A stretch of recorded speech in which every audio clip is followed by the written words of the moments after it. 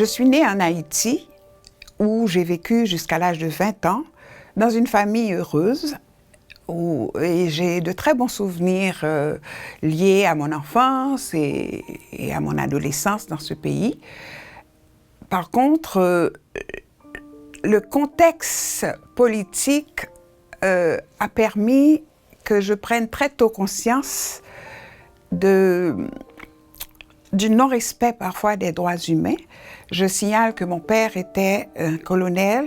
Il avait fait partie de l'armée avant l'arrivée de Duvalier au pouvoir. Et compte tenu de ce fait, il a été menacé très souvent. Et l'un de mes souvenirs d'enfance, c'est qu'on menaçait d'arrêter mon père, qui allait se cacher je ne sais où. Et ma mère et moi, on allait chez une parente. Donc, ça a créé chez moi, très jeune, la conscience que les droits ne sont pas toujours respectés. Et il y a aussi mon passage dans les écoles congréganistes. Donc, j'ai fait mon primaire dans une première école et mon secondaire dans une autre, mais toujours des écoles dirigées par des bonnes sœurs. Et là aussi, j'ai réalisé à quel point ces institutions-là, elles avaient une bonne formation, etc., mais que ces institutions-là maintenaient les rapports sociaux, avaient comme rôle d'assurer, si on veut, que chacun reste à sa place. Et ça m'a... Bien entendu, j'en ai pris conscience très tôt et je crois que ça a été très formateur aussi, dans le sens où j'aurais pu adhérer à leurs valeurs ou être contre. Et j'ai toujours été contre.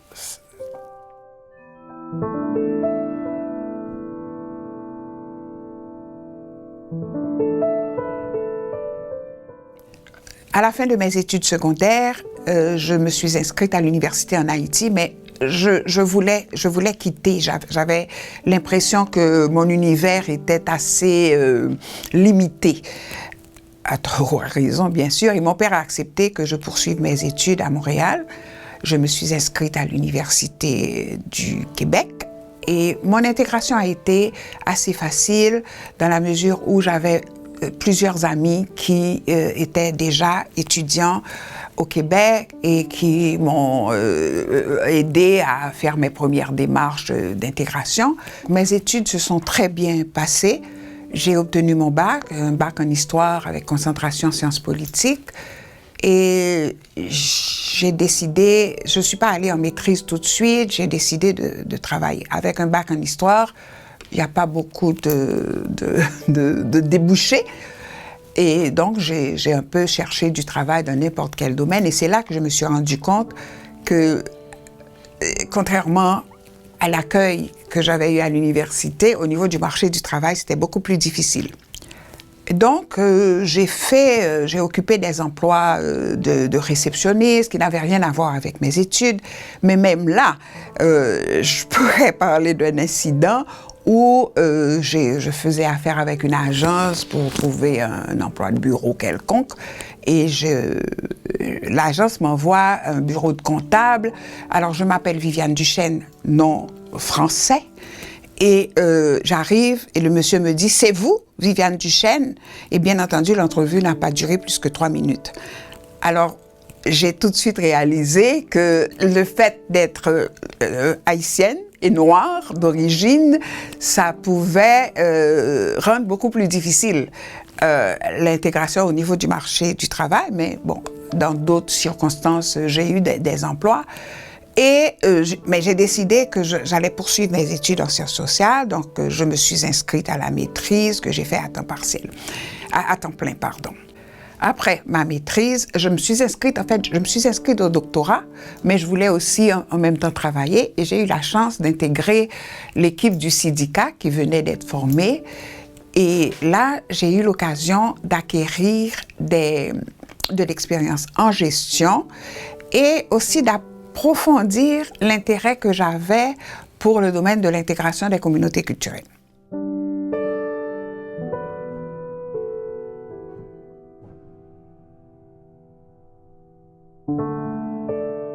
Donc, après avoir collaboré et travaillé 3 ans au syndicat, j'ai eu besoin d'aller voir. Donc, je me suis mise à postuler pour des emplois plus rémunérateurs, disons. Et il y a eu cette annonce où on cherchait quelqu'un pour gérer un bureau qui consacré à l'interculturel, à l'intégration des communautés culturelles. J'ai postulé. Et j'ai eu la chance d'avoir été embauchée en 1987. Et c'était un défi parce qu'il fallait mettre en place une nouvelle unité consacrée à cette... Il n'y avait rien à la ville avant ça qui s'intéressait au fait que 80% des immigrants s'installaient à Montréal. Donc c'était ça, il fallait... sensibiliser l'appareil municipal, c'était ça le mandat, à cette réalité et aussi faire connaître la ville aux communautés culturelles. Donc, c'est ça, j'occupais un poste de cadre et je peux le souligner tout de suite, j'étais la première femme noire gestionnaire à la ville. Mais je dirais que c'était comme un poste qui était dessiné, design, comme on dit, pour moi, pour un membre de communauté culturelle.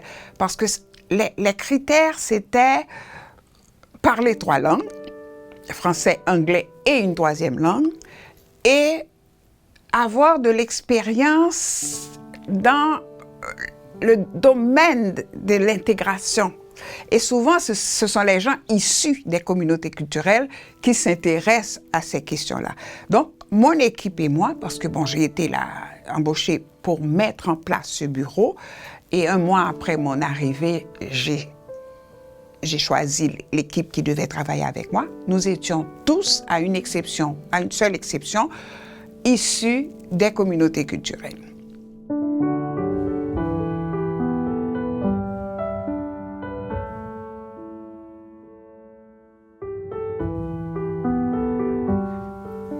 Être la première, c'est un défi dans la mesure où on intègre un milieu qui n'a jamais eu à se pencher sur certaines des questions. Donc, je parle du mandat, même si c'est l'administration de Jean Doré qui avait décidé que la ville avait besoin d'une unité consacrée à cette problématique. Toutefois, je crois que le principal défi pour moi, ça a été d'abord, et j'en suis très fière, c'est que quand on m'a embauchée, le titre de mon emploi, c'était gérante du comptoir d'accueil multilingue. J'ai postulé, j'ai eu le poste et j'ai tout de suite convaincu l'administration. Non, on n'a pas besoin d'un comptoir multilingue. Les communautés culturelles qui vont venir demander des services à la ville, ça ne veut pas dire qu'on peut les desservir dans leur langue. Ils n'en ont pas besoin. Ils ont besoin de savoir qu'on s'intéresse à ce qu'ils sont, à ce qu'ils font et surtout à leur existence dans cet ensemble qu'est Montréal. Donc, et ça a marché puisqu'on a changé le titre, c'est devenu le Bureau interculturel et les employés qui étaient, mon équipe a aussi changé de niveau. On a pris conscience qu'il fallait surtout se pencher sur des questions beaucoup plus larges que simplement dire à la personne qui est chinoise, oui, je vais te servir dans ta langue. C'était pas ça le besoin. Donc, c'était le premier défi d'insister sur les vrais besoins. Le deuxième défi, ça a été de prendre notre place. Vous savez, quand on s'occupe de ce genre de problématiques, on dérange. Oui, l'administration voulait, mais questionner des pratiques antérieures est souvent déplaisant pour certaines personnes. Ils ne voudraient pas que ça bouge. Et j'ai une anecdote qui m'a frappée. Un jour, je prends un taxi parce que la ville était à presque 99,9% composée de fonctionnaires issus de la majorité francophone. Et Un jour, il y a un chauffeur de taxi haïtien qui me dépose et il me demande qu'est-ce que j'allais faire à l'hôtel de ville. Je lui dis, je travaille là. Il me dit, ah bon, je ne savais pas qu'il y avait des Haïtiens qui travaillaient là. Donc, c'était vraiment un défi dans la mesure où il fallait convaincre l'administration municipale que nous étions, nous autres, issus de l'immigration, aussi des Montréalais et que nous devions avoir aussi une place correspondant à notre existence, quoi. Il faut se rappeler qu'on est dans les années 87 et qu'à ce moment-là, il n'y a pas de programme d'accès à l'égalité et c'est un terrain complètement vierge à défricher au niveau de cette... et d'où la difficulté, même si l'idée de la création de ce bureau interculturel est venue de l'administration de Jean Doré. Mais il y a toute la fonction publique à convaincre, il y a toute la fonction publique à sensibiliser. Et dans certains cas, ça s'est relativement bien passé, mais quand on a touché justement à l'idée qu'il devrait avoir un programme d'accès à l'égalité en emploi, moi, je me rappelle de quelqu'un qui est venu me dire, et il était très sympathique, c'était un conseiller municipal, il n'était pas hostile, mais il me dit, Viviane, ça ne marchera pas parce que la fonction publique, c'est le lieu d'ascension des Québécois francophones. Donc, on ne va pas les priver d'un poste pour accorder aux communautés culturelles. Il faut dire que les programmes d'accès à l'égalité ont toujours été mal compris. Ils pensaient que c'est, quelle que soit la compétence de la personne, tu peux avoir accès. Donc, c'était ça, nos défis.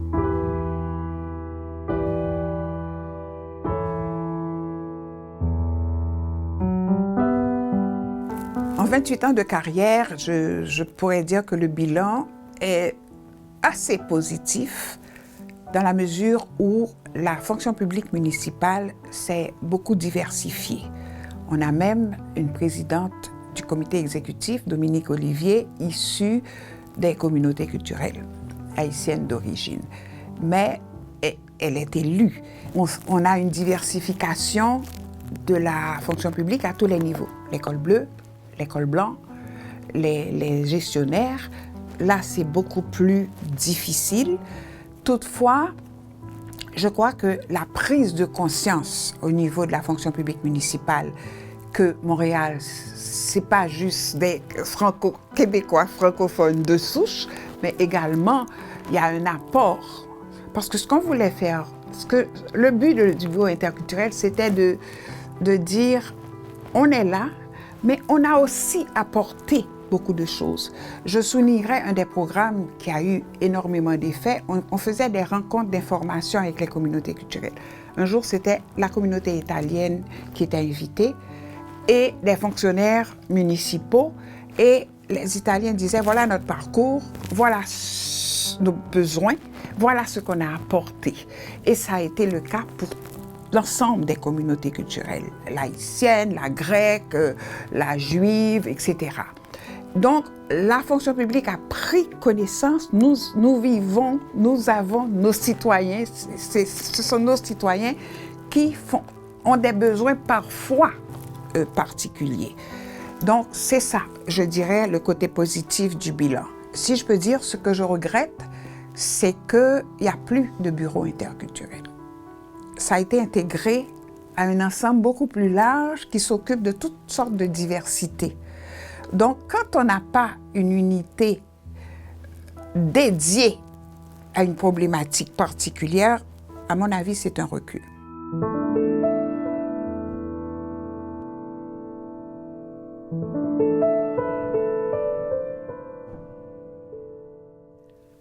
I have a dream, comme disait Martin Luther King, j'ai un rêve. J'aimerais que mes enfants et tous les jeunes issus, dont les parents sont issus de l'immigration et qui sont nés ici, n'aient pas à franchir les mêmes obstacles que moi. J'ai été un peu triste de voir qu'il y a à peine 3 ou 4 ans, la ville a dû nommer une responsable de la lutte contre le racisme. le combat continue. Jusqu'à quand? Mon rêve, c'est qu'on arrête de juger les gens, non pas selon leurs valeurs, mais selon ce qu'ils sont, indépendamment du fait de leur origine ethnique, de la couleur de leur peau. Et c'est ça mon rêve, que les citoyens montréalais, quels qu'ils soient, quel que soit le lieu d'origine de leurs parents, ou d'eux-mêmes, parce qu'il y a de nouveaux immigrants qui arrivent, puissent avoir accès aux mêmes emplois, aux mêmes services, aux mêmes promotions. Voilà mon rêve.